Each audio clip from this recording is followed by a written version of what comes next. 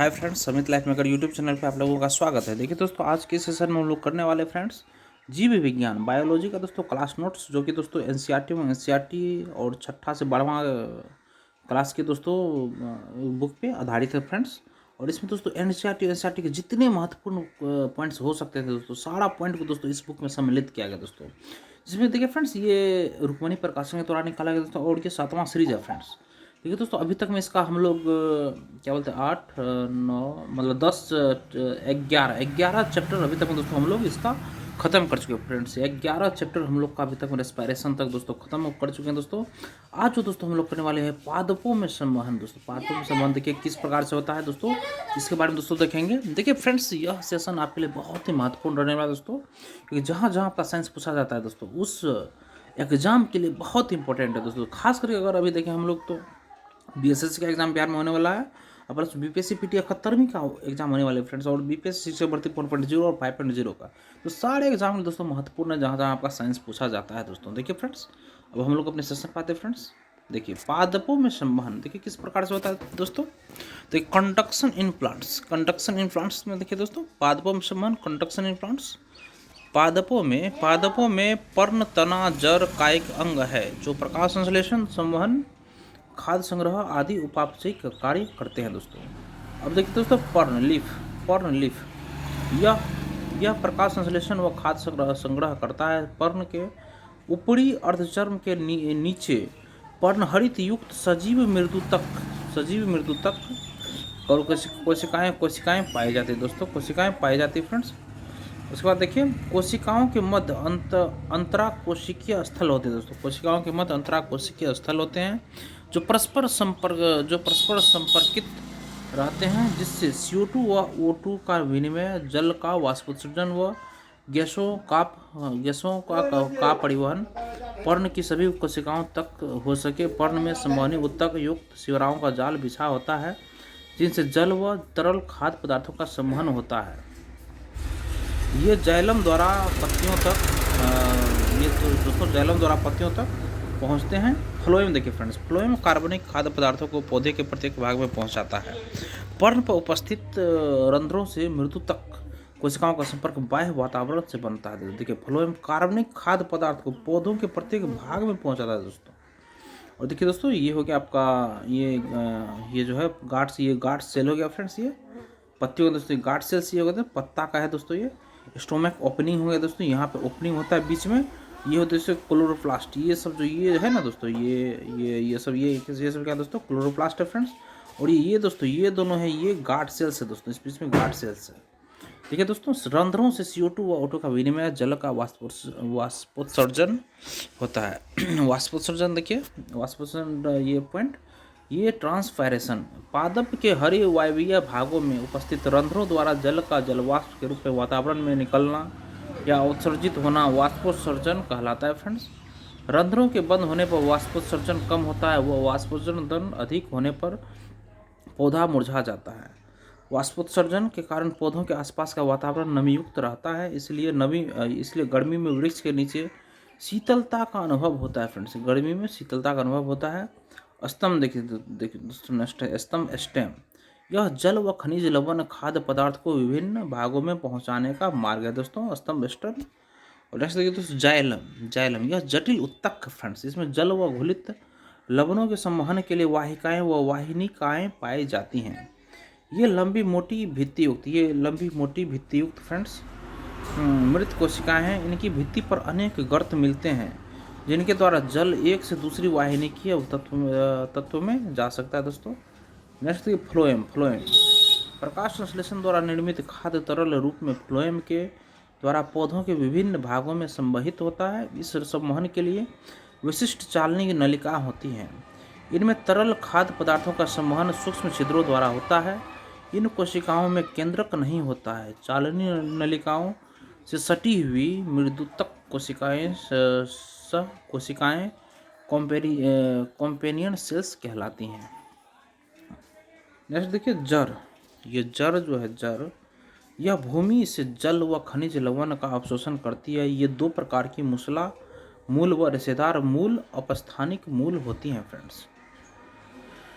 आगे देखिए दोस्तों, विसरण विसरण देखिए फ्रेंड्स, विसरण द्वारा गति निष्क्रिय होती है। विसरण द्वारा गति निष्क्रिय होती है तथा यह कोशिका के एक भाग से दूसरे भाग तक या कोशिका व अन्य कोशिका तक कम दूरी तक, या ऐसा कह सकते हैं कि पत्तियों के अंतर कोशिकीय स्थान से बाह्य पर्यावरण तक कुछ भी हो सकती है दोस्तों।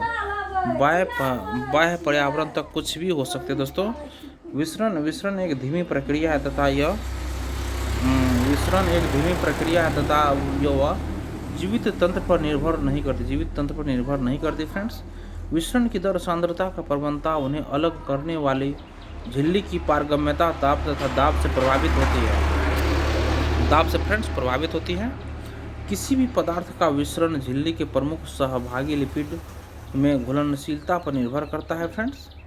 अगर देखिए फ्रेंड्स, लिपिड में घुलनशील पदार्थ झिल्लिका के माध्यम से तेजी से विस्तृत होते हैं। जिस पदार्थ का अंश या मोइटी जलरागी होता है वह झिल्लिका के आर पार कठिनाई से गुजरता है, अतः उनकी गति को सुगम बनाने की आवश्यकता होती है। ऐसे अणु को आर पार करने के लिए झिल्लिका प्रोटीन स्थान उपलब्ध कराती है।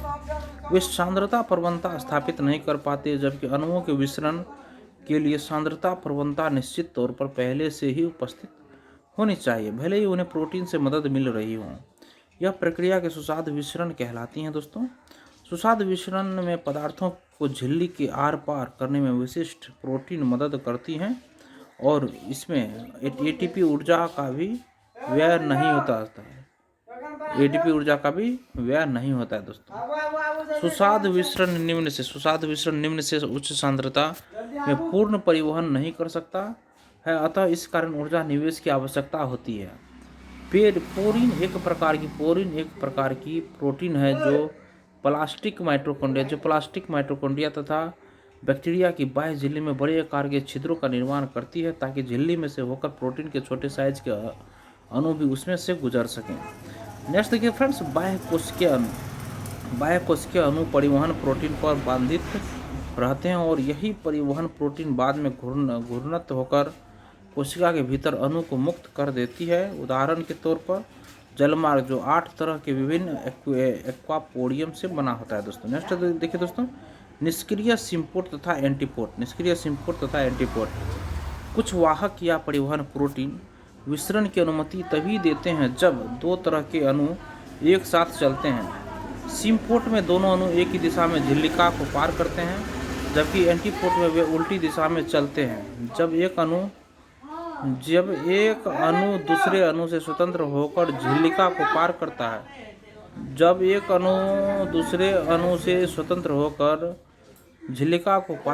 है तब इस विधि को यूनिपोर्ट कहा जाता है दोस्तों। जब एक अणु दूसरे अणु से स्वतंत्र होकर झिल्लिका को पार करता है तब इस विधि को दोस्तों यूनिपोर्ट कहा जाता है फ्रेंड्स।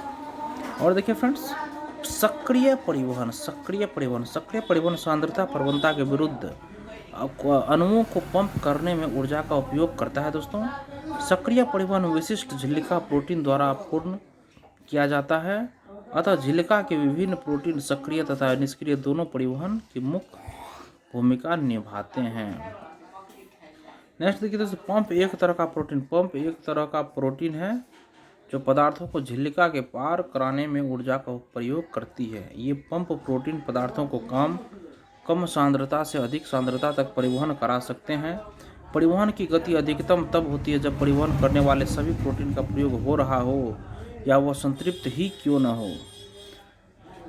एंजाइमों की भांति वाहक प्रोटीन झिल्लिका के पार करने वाले पदार्थों के प्रति बहुत अधिक विशिष्ट होती हैं। नेक्स्ट देखिए, ये प्रोटीन निरोधक के प्रति भी संवेदनशील होती हैं जो पार्श्व श्रृंखला से प्रतिक्रिया करते हैं। जीव द्रव्य में हजारों तरह के अणु पानी में घुले होते हैं और निलंबित रहते हैं। एक तरबूज के अंतर्गत 92% से अधिक भाग पानी का होता है तथा ज़्यादातर शाकीय पौधों में शुष्क पदार्थ केवल 10 से 15% होता है, बाकी जल ही होता है दोस्तों।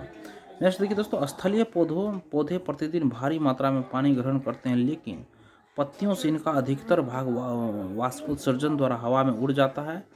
मक्के का एक परिपक्व पौधा एक दिन में लगभग 3 लीटर पानी अवशोषित करता है दोस्तों। मक्के का एक परिपक्व पौधा एक दिन में लगभग 3 लीटर पानी अवशोषित करता है फ्रेंड्स, एक दिन में। जैसे जल विभव का जल अंतः शक्ति दोस्तों, जल विभव का जल अंतः शक्ति विलीय विभव व विलीय अंतःशक्ति तथा दाब विभव या दाब अंतःशक्ति जल विभव को सुनिश्चित करने वाले दो मुख्य कारक है फ्रेंड्स। जब विसरण के कारण पौधों की कोशिका में जल प्रवेश करता है और वह कोशिका भित्ति की ओर बढ़ा देता है और कोशिका को स्फीति बना फुला देता है, तो यह दाब विभव को बढ़ा देता है। दाब विभव ज़्यादातर सकारात्मक होता है, हालांकि पौधों में नकारात्मक विभव या जाइलम के जल भूखंड में तनाव एक तने में जल के परिवहन में महत्वपूर्ण भूमिका निभाता है फ्रेंड्स। नेक्स्ट देखिए अवशोषण। अवशोषण में देखिए अवशोषण दो प्रकार का होता है, एक होता है दोस्तों निष्क्रिय अवशोषण व सक्रिय अवशोषण। अवशोषण दो प्रकार का होता है, एक होता है निष्क्रिय अवशोषण और एक होता है दोस्तों सक्रिय अवशोषण। निष्क्रिय अवशोषण में देखिए फ्रेंड्स, निष्क्रिय अवशोषण में विसरण, डिफ्यूजन, परासरण, ऑस्मोसिस, कोशिकात्व, कैपिलैरिटी, अंतःशोषण, इम्बिबिशन आदि सहायक हैं। नेक्स्ट देखिए तो परासरण। परासरण में देखिए फ्रेंड्स, जब दो भिन्न सांद्रता वाले पतले व गाढ़े विलयनों को अलग कर दिया जाए तो कम सांद्रता पतले के विलयन से जल के अणुओं का विसरण अधिक सांद्रता गाढ़े वाले विलयन की ओर होता है। इस क्रिया को परासरण कहते हैं दोस्तों। इस क्रिया क्या कहते हैं? इस क्रिया को परासरण कहते हैं। नेक्स्ट देखिए, परासरण के कारण ही किशमिश को पानी में डालने पर फूल जाती है। कोशिका परासरण द्वारा ही जल का अवशोषण करती है। किसी पादप या जंतु कोशिका को आसुत जल में रखे तो कोशिका रस की सांद्रता आसुत जल की तुलना में अधिक होने से कोशिका में जल के अणु प्रवेश करेंगे, जिससे कोशिका झिल्ली फैलेगी, किंतु साथ ही पुनः स्वाभाविक स्थिति में आने के लिए भी भीतर की ओर दाब डालेगी। इसे भित्ति दाब कहते हैं फ्रेंड्स, इसे भित्ति दाब कहते हैं। परासरण दाब के अधिक होने के कारण जल कोशिका में जाता है, वह कोशिका फूलती जाएगी, वह दृढ़ या स्फीत हो जाएगी। परासरण द्वारा कोशिका में जल का प्रवेश अनंतः परासरण एंडोस्मोसिस कहलाता है। कोशिकात्व देखिए, कोशिकात्व कैपिलैरिटी, किसी तरल के स्वतः रिक्त स्थान में प्रवेश को कोशिकात्व कहते हैं। यह भौतिक बल भी अवशोषण व परिवहन में सहायक है। Next diffusion, osmosis, diffusion. Osmosis ये हो गया, डिफ्यूजन ये हो गया, ऑस्मोसिस सॉल्यूशन प्योर वाटर हो गया और ये हाई कंसंट्रेशन प्योर वाटर हो गया। नेक्स्ट अंतःशोषण। देखिए फ्रेंड्स, अंतःशोषण ये थर्ड नंबर पॉइंट है। अंतःशोषण पदार्थ एवं द्रव के अणुओं के परस्पर आकर्षण के कारण अंतःशोषण होता है। यह क्रिया जलरागी कोलाइडों के कारण होता है। पादप की कोशिका भित्ति व बीजों के कठोर आवरण में भी जल का अवशोषण इस प्रक्रिया द्वारा होता है। जल में रखने पर बीजों और लकड़ी का फूलना इसके प्रमुख उदाहरण है। नेक्स्ट देखिए, जीवद्रव संकुचन, प्लास्मोलाइसिस में देखिए फ्रेंड्स, यदि एक कोशिका को ऐसे घोल में रखा जाए जिसकी सांद्रता कोशिका रस से अधिक हो, देखिए एक कोशिका को ऐसे घोल में रखा जाए जिसकी सांद्रता कोशिका रस से अधिक हो, तो कोशिका रस से जल बाह्य घोल में आने लगेगा और कोशिका सिकुड़ने लगेगी। कोशिका भित्ति एक निश्चित सीमा तक ही सिकुड़ पाएगी दोस्तों, कोशिका भित्ति एक निश्चित सीमा तक ही सिकुड़ पाएगी। इसके बाद जीव द्रव कोशिका भित्ति से पृथक हो एक तरफ संकुचित गोलाकार या अंडाकार रूप दिखाई देगी। इस क्रिया को जीवद्रव कुंचन प्लास्मोलाइसिस कहते हैं। कोशिका में जल का बाहर की ओर परासरण बाह्य परासरण एक्सोस्मोसिस कहलाता है। नेक्स्ट, मृदा से जल अवशोषण। मृदा के कणों के मध्य स्थलों छिद्रों में वायु व जल होता है, इसे कोशिका जल कहते हैं। मृदा के कणों के मध्य स्थलों छिद्रों में वायु व जल होता है, इसे कोशिका जल कहते हैं। इसमें खनिज लवण घुले रहते हैं, अतः यह एक प्रकार का तनु विलयन है जो मूल रोम कोशिका रस से कम सांद्र होता है। भूमि से जल मूल रोम कोशिका में प्रवेश करता है। मूल रोम का कोशिका का रस पास की कोशिका के रस की तुलना में तनु हो जाता है और जल परासरण द्वारा अगली कोशिका में चला जाता है। इस प्रकार जाइलम की वाहिनिका से वल्कुट की कोशिका तथा मूलरोम तथा दाब प्रवणता बन जाती है। इस प्रवणता के कारण भूमि से जल एवं घुलित खनिज लवण मूलरोम से निरंतर मूल के जाइलम उत्तक तक पहुँचता रहता है। मूल रोम का परासरण दाब मृदा विलयन के परासरण दाब से कम हो, तब ऐसी परिस्थिति में अवशोषण के लिए ऊर्जा की आवश्यकता होती है। जो कि एटीपी अणु के रूप में कोशिका को उपलब्ध रहती है। इस प्रकार के अवशोषण को सक्रिय अवशोषण कहते हैं। नेक्स्ट देखिए, मूल दाब, रूट प्रेशर।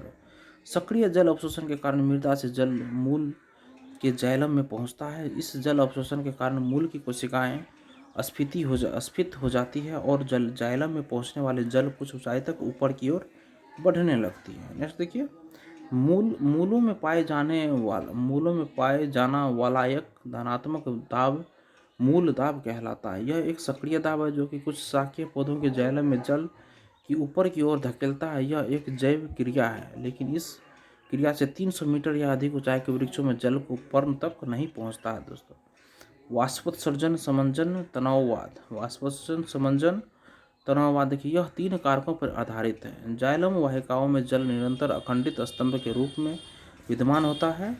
और देखिए, जल अणुओं में परस्पर दृढ़ आकर्षण होने से यह जल अणु संसंचित होकर जल के स्तंभ की निरंतरता बनाए रखते हैं। दोस्तों, और आगे देखिए दोस्तों, पर्ण में जल स्तंभ का ऊपरी भाग को वाष्पोत्सर्जन द्वारा वायुमंडल में निकलता रहता है। इस कारण जल स्तंभ पर ऊपर से एक खिंचाव या तनाव बना रहता है। इस खिंचाव के कारण संपूर्ण जल स्तंभ ऊपर की ओर खिंचा चला जाता है। तो देखिए फ्रेंड्स, इसी के साथ आज का सेशन हम लोग दोस्तों यहीं तक रखते हैं फ्रेंड्स, और कल के सेशन में दोस्तों हम लोग करने वाले हैं। दोस्तों देखिए फ्रेंड्स, आज का सेशन दोस्तों 12 नंबर दोस्तों ये चैप्टर हम लोग का कंप्लीट हुआ। पादपों में संबंध के किस प्रक्रिया से होता है दोस्तों, ये हम पूरा देख लिए फ्रेंड्स। और कल के सेशन में दोस्तों हम लोग करने वाले हैं दोस्तों, देखिए कल करेंगे दोस्तों 13 नंबर चैप्टर रहेगा, जंतुओं में उत्सर्जन। दोस्तों एक्सक्रेशन इन एनिमल्स, जंतुओं में उत्सर्जन दोस्तों किस प्रकार होता है फ्रेंड्स, ये करेंगे। उत्सर्जन, मूत्र निर्माण और वृक्क नलिका के विभिन्न भागों के कार्य, मूत्रण, यूरिनेशन। दोस्तों ये सारा कल के सेशन करेंगे दोस्तों। देखिए फ्रेंड्स, सेशन आप लोग को कैसा लगा, अच्छा लगा तो फ्रेंड्स सेशन को लाइक जरूर कीजिए फ्रेंड्स, और चैनल को सब्सक्राइब कीजिए फ्रेंड्स, और किसी एक ग्रुप में इस वीडियो को शेयर कीजिए। और दोस्तों लेटेस्ट नोटिफिकेशन पाने के लिए दोस्तों बेल आइकन का जो बटन है दोस्तों उसको एक बार क्लिक जरूर कीजिए। धन्यवाद दोस्तों, आपका दिन शुभ हो।